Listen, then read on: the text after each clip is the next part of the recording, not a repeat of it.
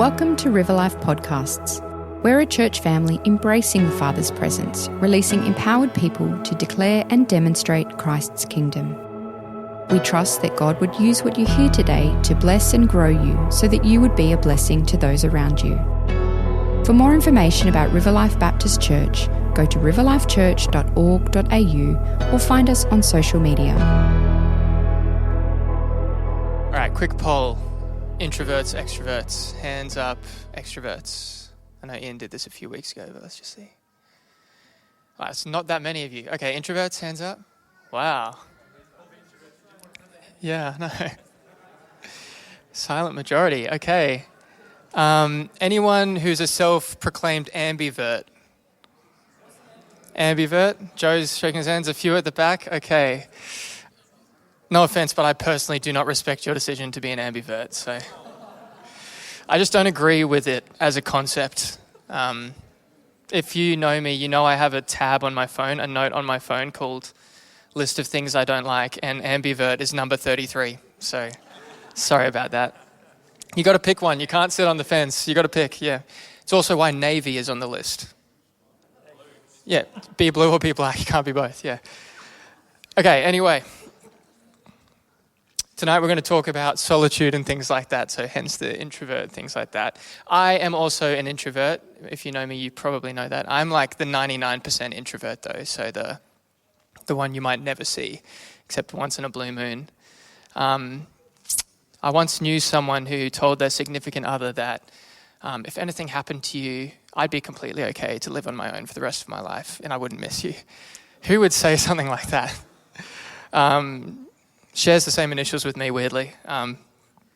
So I'd advise, if you're a guy in that position, don't lead with that. You know, I meant it endearingly, kind of like, I've given up my introvertedness to be with you for my whole life. But when you say it in the kind of context of, I'd be fine, it doesn't come across quite the same. I'm a big introvert. I love spending my time alone and with my wife. She's in streams right now, it's okay. And I think I get a lot of energy from that place, as do a lot of introverts. So today we're going to talk a bit about why that's important for everybody, regardless of whether you're an introvert or an extrovert, but also why it's not just something you choose to do in a moment, but it should be an undercurrent of your life as well. So we're talking tonight about solitude, intentional walking into the wilderness with God as a place of self-examination and reflection, and how that should be the undercurrent of our lives. Hopefully you've been engaging with our Lent series, and you can find that on the Lectio 365 app, which is awesome. I really love the yielding prayers that they have each day. They're really beautiful.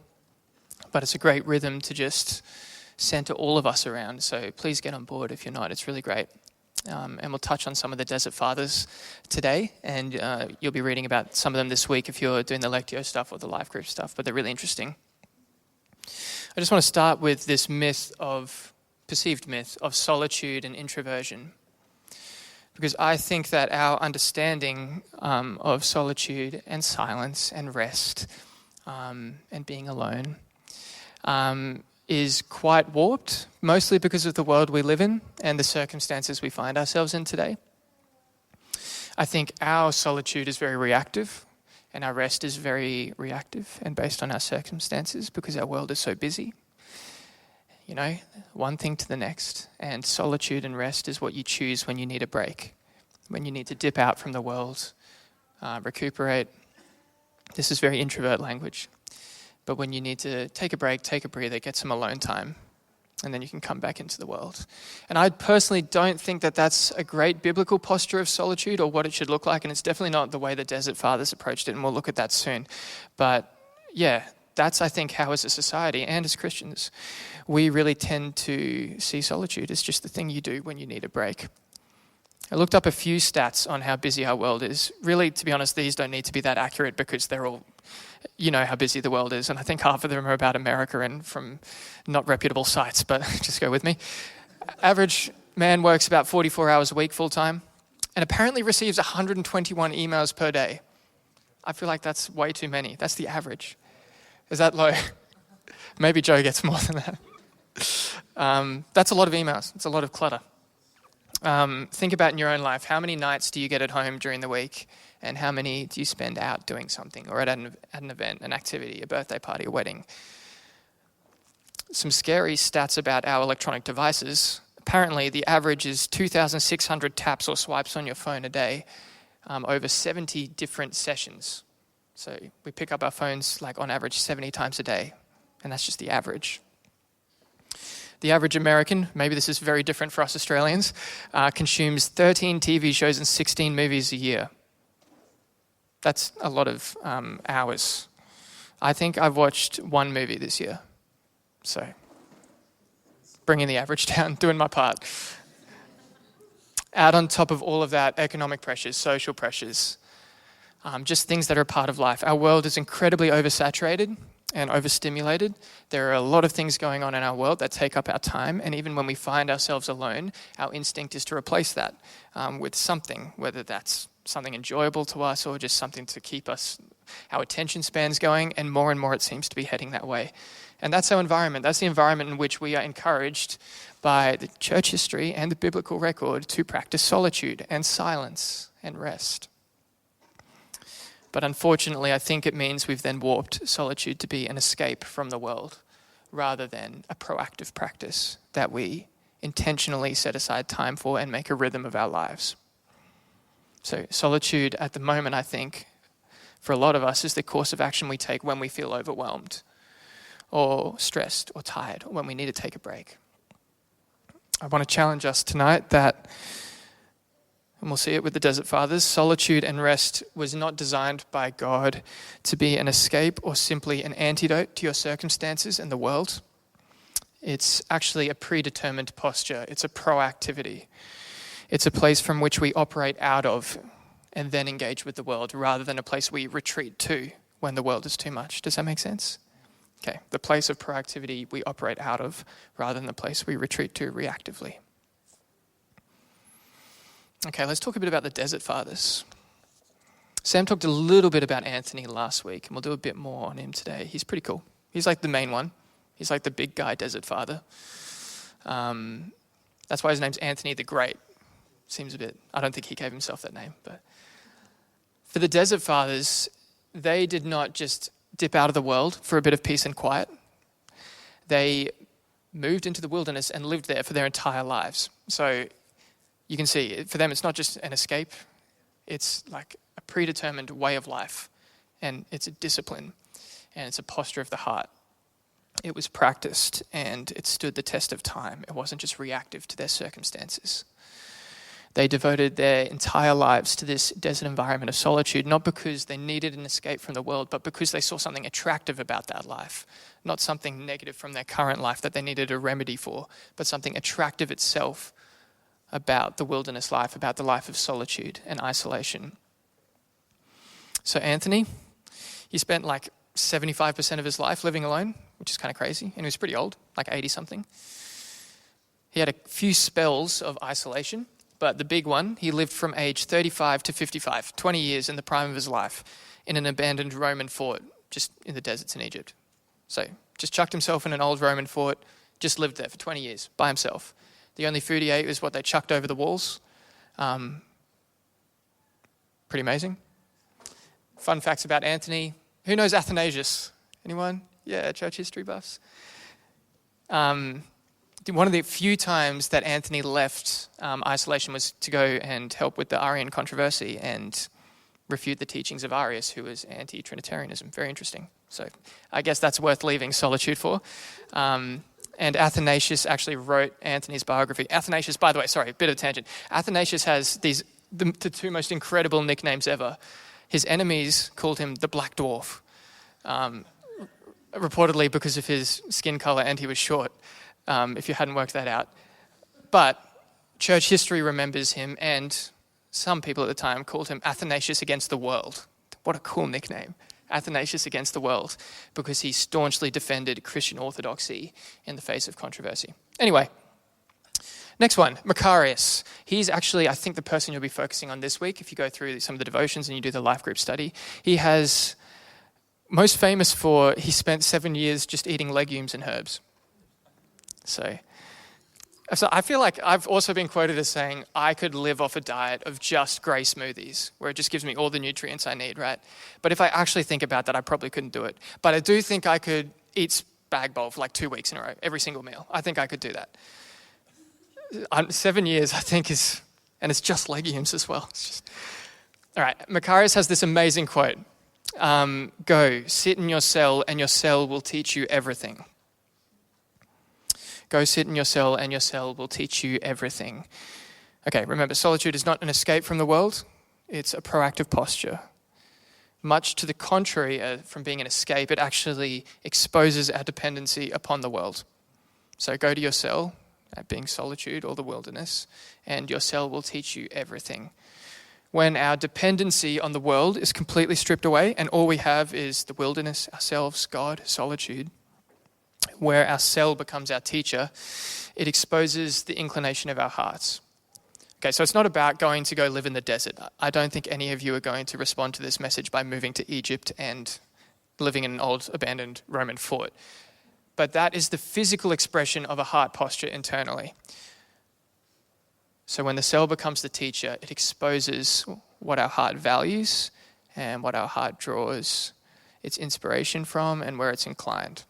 Solitude holds up a mirror to the soul and forces it to self-examine, to face temptation, to wrestle with idolatry, to flee from insecurity. Because I think that, I've been thinking about this for myself quite recently as well, a lot. I think we're a lot more fond of our busyness in our world than we like to admit. We always complain about how busy we are and like how many nights out we have and how tired we are. I'm very guilty of that. I was just the worship team before when we were gathering. I was telling them how tired I was. And here I am saying this now. But we like that, I think, because it gives us security. It gives us predictability. It gives us something to fill our time. Think about how dependent we are on the world for so many things. Our routines, even things like the practical things, our income, daily work hours, our meal times, things that aren't inherently bad, but things we become more dependent on than we are on God. The regular rhythm of our busy lives becomes the security blanket, like the taskmaster for us, but it's one that we're often all too grateful for because it just keeps us locked in. It gives us security. It gives us safety and predictability. We wake up each day knowing what we're doing, knowing we have something to fill our time with and do. It's kind of like, I'm not a big holiday guy, but you know when you go on holiday and then like 2 days later you're like, I kind of want to go home? Anyone? No, okay.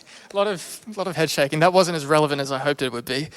For me, I get homesick really easily. I'll go away and I'll be excited, and then like 2 days in, I can't be bothered. I just want to be at home. And same thing. Actually, this is a great story. Maybe about 6 months ago, maybe it was last year. But that's 6 months ago. I was sick for like 5 days, really bad flu, and the world was stripped away from me. I couldn't do anything. Couldn't go to work, couldn't do anything, had nothing to do. So I went on Amazon and I ordered 1,000 Pokemon cards for $50. And I bought a binder, and because they're all like numbered 1 through to however many there are, I don't know. And I just spent like 3 days just putting numbered cards into a binder because I needed to fill my time with something because I didn't have anything to do. And I don't even like Pokemon. Like I didn't even know any of them. In fact, I wasn't allowed to play it as a kid because it had evolution in it. So, which, if only 10-year-old Alex could talk about how Genesis 1-11 isn't a scientific worldview. Anyway, another time. My point with all of that is that we just find things to fill our time with. We're not very good at just sitting alone with God. A lot of the time, the God bit doesn't even come into the conversation. We just have a bit of free time and then we just indulge ourselves. We do something. We're so dependent on the world to do things for our lives and to fill gaps and fill spaces. It's the security blanket for us. We are actually slaves to the world, but we like that. We like being dependent on it. And when you go into the wilderness of solitude and all of that is stripped away, it forces you, it holds up the mirror to the soul, and it forces you to resist temptation, to resist idolatry, to get your priorities straight. The Desert Fathers really understood that. They proactively chose wilderness, and for years they just sat there in communion with God. No, nothing else. to be dependent on but themselves and God. This principle definitely comes into play with a few biblical examples. First, we're going to look at Israel. The Israelites were slaves to the world, to Egypt. They were completely dependent upon their Egyptian taskmasters for everything. Their schedule, their income if they got anything, probably not. Their accommodation and living circumstances, their very ability to stay alive. The Egyptians probably wanted them alive so they could keep building the pyramids and stuff like that. Their social security, their daily routine, everything is dictated for them by the world, by their taskmasters, in this case, Egypt. That is a security blanket for them. At the time, they didn't seem to like it. They were grumbling and complaining a long time. But look what happens as soon as the world is stripped away from Israel. Exodus 12, you have Passover. God delivers Israel from Egypt, and they walk out into the wilderness with God. The world that they are dependent on, whether they like it or know it, is stripped away from them, and they're just in the wilderness, them and God. As soon as they find themselves in a position of solitude, in a position of wilderness, and the world is stripped away, it's not good for them. They don't handle that super well. Here's a few examples. Numbers 14, if only we had died in Egypt, why is the Lord bringing us to this land only to let us fall by the sword? Our wives and children will be taken as plunder. Wouldn't it be better for us to go back to Egypt? So you see, what happens when you enter the wilderness of solitude holds up to the mirror, to the soul, and their choice is, it's actually better for us to be slaves in Egypt than it is to have no security. When the world they are dependent on is stripped away, they can't handle it. And they decide their better option is to run back to the world, back to a life of slavery that they've just been delivered from. Exodus 32, same thing. Come, make us gods who will go before us. They get to the wilderness, suddenly they don't have any of the world anymore, and they say, I guess we've got to make ourselves a god. We don't have anything. And so they build a golden calf, who, to their credit, they think is Yahweh. They have a festival for Yahweh. They just build an idol, unfortunately. Numbers 11 as well. What happens when the world no longer provides for them? The Israelites started wailing and said, if only we had meat to eat. We remember the fish we ate in Egypt at no cost. Also the cucumbers, melons, leeks, onions, and garlic. Which in fairness sounds like it would make a great stew or soup or something like that.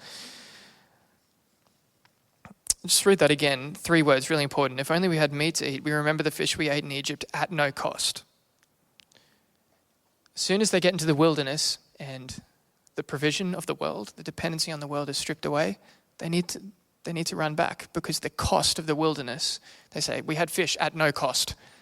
The cost for them was they were in slavery in Egypt. But for them, that's a lesser cost than being isolated in the wilderness with God.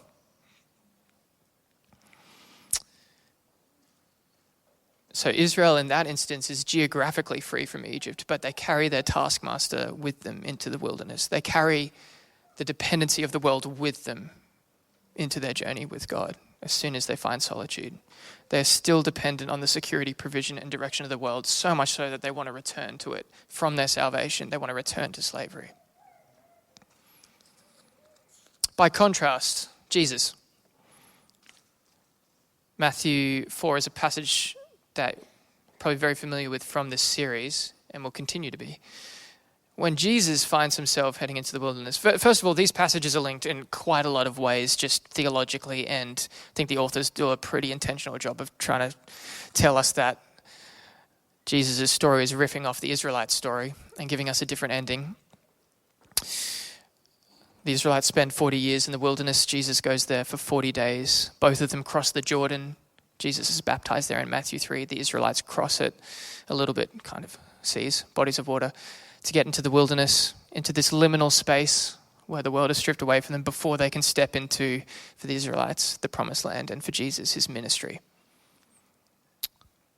So just reading from Matthew 4, verse 1, I'll just read the first little instance of this temptation narrative. Then Jesus was led by the Spirit into the wilderness to be tempted by the devil. After fasting 40 days and 40 nights, he was hungry. The tempter came to him and said, if you are the Son of God, tell these stones to become bread. Jesus answered, it is written, man shall not live on bread alone, but on every word that comes from the mouth of God. And that happens a couple more times with different temptations. Same thing. Jesus is led into the wilderness, notably by the Spirit of God. The world is stripped away from him. When it's just him, holds the mirror up to the soul. Solitude forces you to face temptation, idolatry, etc. Jesus' response is very different to the Israelites. The Israelites are, take us back to Egypt. That's fine. I'd rather be a slave. Jesus, secure and firm in his identity as the Son of God, which has just been declared over him in Matthew 3, replies with Scripture and replies with the truth of God. For Jesus, wilderness and solitude, and for the Desert Fathers, is not a place of retreat and escape from the world.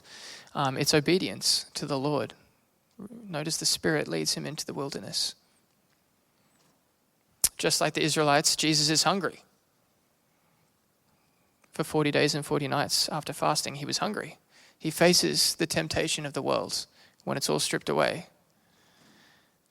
But instead of yearning to go back to Egypt, to the old taskmaster, he says, man shall not live on bread alone, but on every word that comes from the mouth of God. And notice in this passage as well, the first thing that Satan tempts Jesus with is, if you are the Son of God. If you are the Son of God. Right after we read the chapter before in Matthew 3, the baptism of Jesus, God the Father declaring over him, this is my child who I dearly love. So when you go into the wilderness, the tool you have in solitude when the world is stripped away is your identity in Christ. It's the knowledge that you are a son of God, dearly loved by him. He will always be faithful and he will always provide, even when your circumstances don't reflect that. He's always more faithful than your previous taskmaster, the world. If you've got your Bible or a phone, it'll be on the screen too. But I know Sam was encouraging you all to bring your Bibles. Hosea chapter 2. And then go to verse 14 and we'll read quite a bit of it. This is a really, really beautiful passage. Hosea is one of the minor prophets and gets a tough gig, Hosea, but it's a really beautiful story, and this is a fantastic little bit of poetry and prophecy here, starting at verse 14. Therefore, this is God speaking, I am now going to allure her, Israel. I will lead her into the wilderness and speak tenderly to her. There I will give her back her vineyards and will make the valley of Achor a door of hope. There she will respond as in the days of her youth, as in the days she came up out of Egypt. In that day, declares the Lord, you will call me my husband. You will no longer call me my master. I will remove the names of Baals from her lips. No longer will their names be invoked. In that day I will make a covenant for them with the beasts of the field, the birds in the sky, and the creatures that move along the ground. Bow and sword and battle I will abolish from the land so that all may lie down in safety. I will betroth you to me forever. I will betroth you in righteousness and justice, in love and compassion. I will betroth you in faithfulness, and you will acknowledge the Lord. In that day I will respond, declares the Lord. I will respond to the skies, and they will respond to the earth, and the earth will respond to the grain, the new wine, and the olive oil, and they will respond to Jezreel. I will plant her for myself in the land. I will show my love to the one I called, not my loved one. I will say to those called, not my people, you are my people, and they will say, you are my God. Okay, same thing here.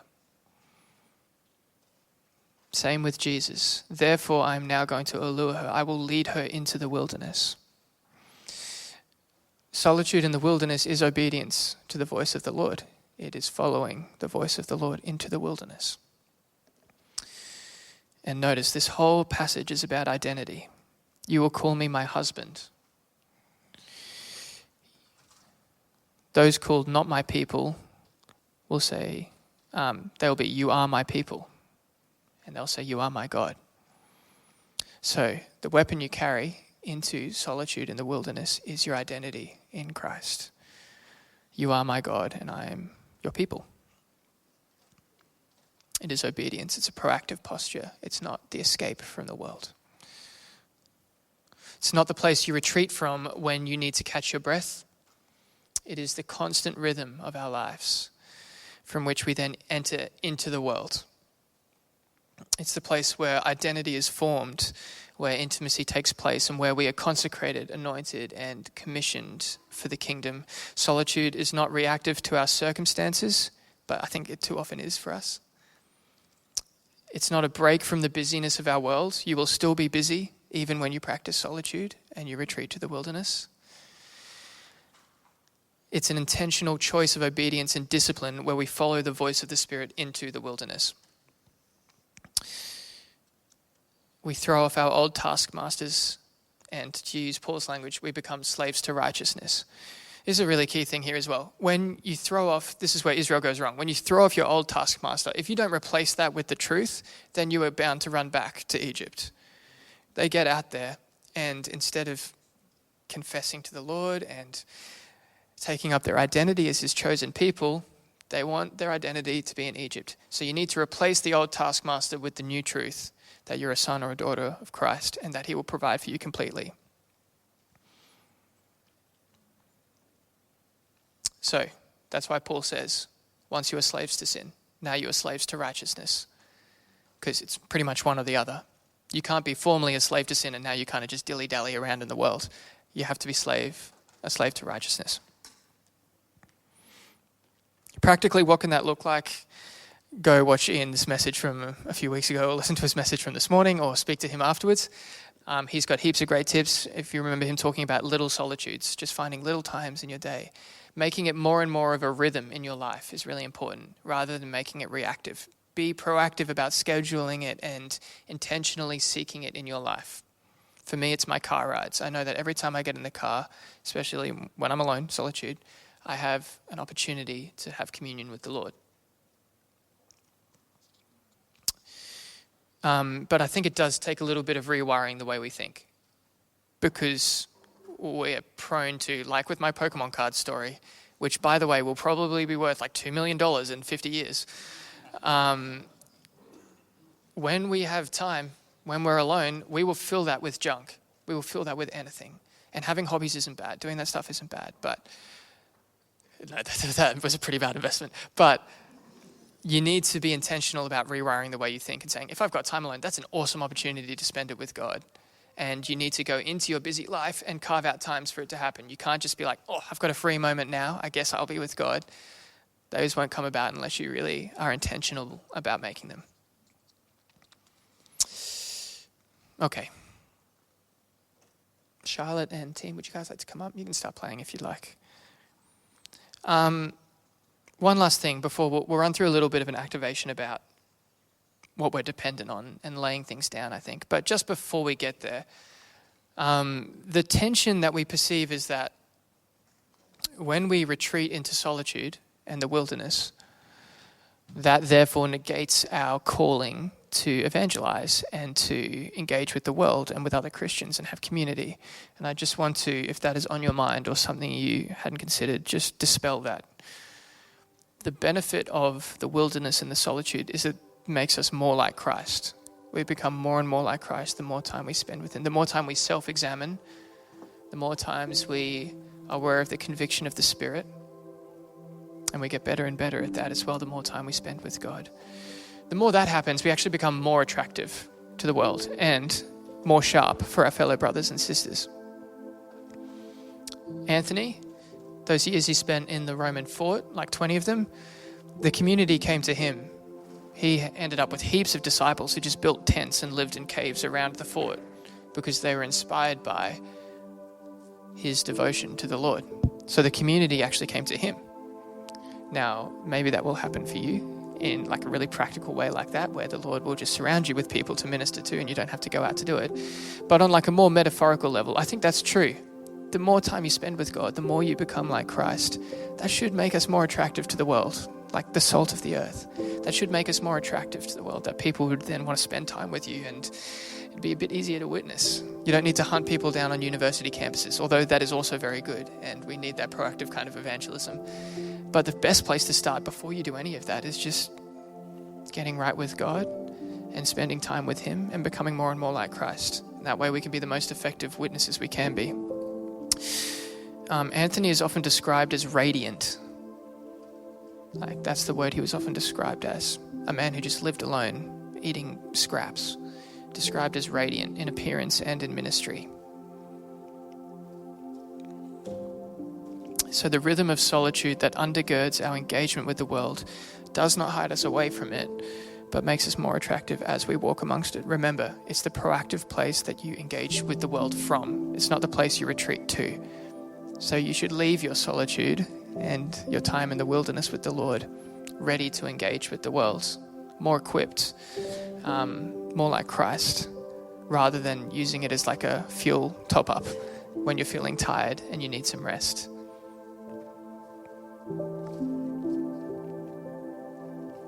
All right, let's all stand if you're able.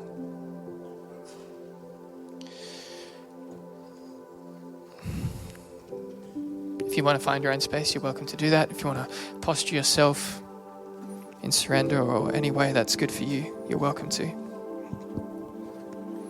Feel free to close your eyes or extend your hands or kneel, whatever.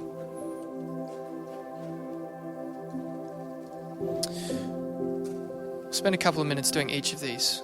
First up, just ask the Lord. It might be one thing, it might be multiple things. Probably for a lot of us, it's multiple things. Maybe ask Him what's the biggest one. Lord, what am I more dependent on than you?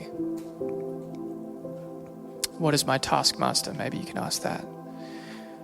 What is it in the world, in my current rhythm of life, that I am more dependent on than you?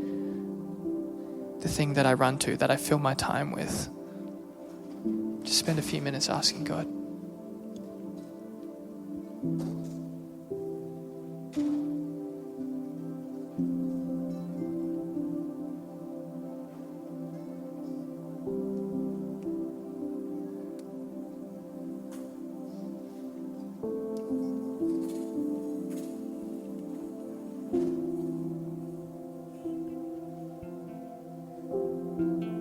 Doesn't even have to be a bad thing. It can be things like your job, like finance.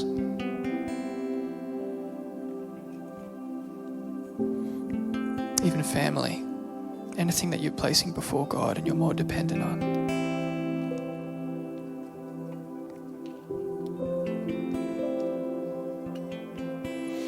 And when you have that thing, you have that thing with God. Maybe imagine holding it out in front of you or in your heart, wherever, or kneeling down with it. And kind of like Noah did at the start, we're just going to surrender that at the foot of the cross. But be really deliberate, be really intentional about it. Don't just let the moment pass you by. Picture that thing, laying it down, letting go of it completely. Not just half of it, or the bit you're comfortable laying down, or the bit that's easy for you to lay down, but all of it.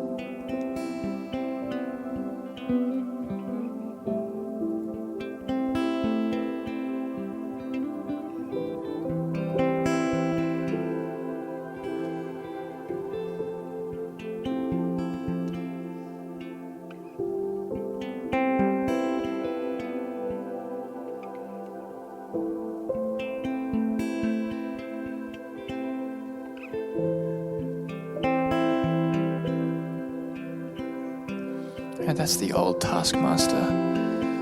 But we will run back to that if we don't replace it with the truth of Christ. So ask the Lord now, and God, where that thing was, what's going there instead? What am I replacing that old way of life with, that old dependency with? Might be His faithfulness, His goodness, mercy, kindness, His love, your identity as a son or daughter of the King. Might be all of that. But ask Him, what is replacing that, Lord? Maybe, who do you say that I am?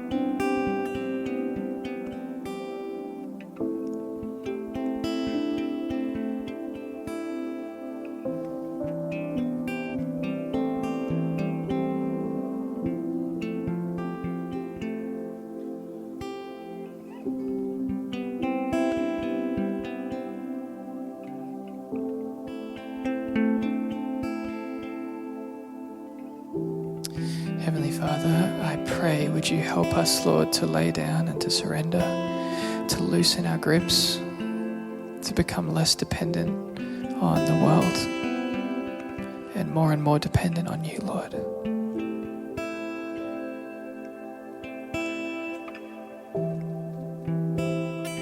Show us, Lord, each day, not just now. Show us, Lord, where we use the world as our security blanket, as our routine, the thing that we rely on.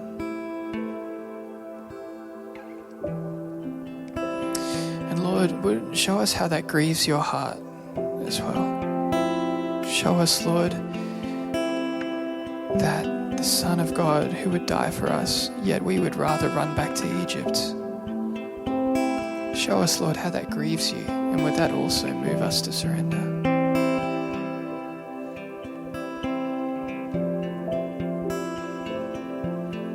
Where it's difficult for us to let go, Lord, or to be dependent, we ask that you help us in your grace, in your mercy, in your kindness. Would you help us, Lord? Walk with us and show us your goodness, Lord. Show us that you completely satisfy and that there's no thing in this world we could possibly be more dependent on than you. That would be more satisfying or more fulfilling than a life spent with you, Lord. Posture our hearts, Lord, to proactively seek you out and to engage with the world from that posture of becoming more like Christ.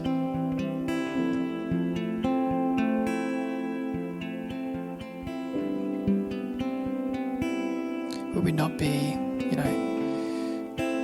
I have to miss out on this thing to spend time with God? Would that be far from us, Lord?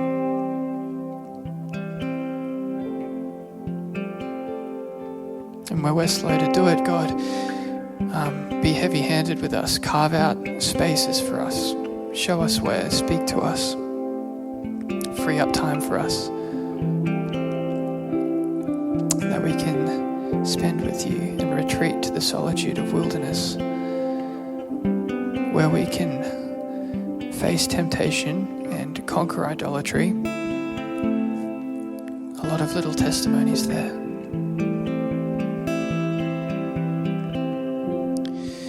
The team are going to lead us now in response, but if you'd like prayer for anything, there'll be pastors on either side. Maybe if that thing was really difficult for you to lay down and you need some prayer support for it, please come forward, or literally anything at all. If you need healing, please come forward for prayer.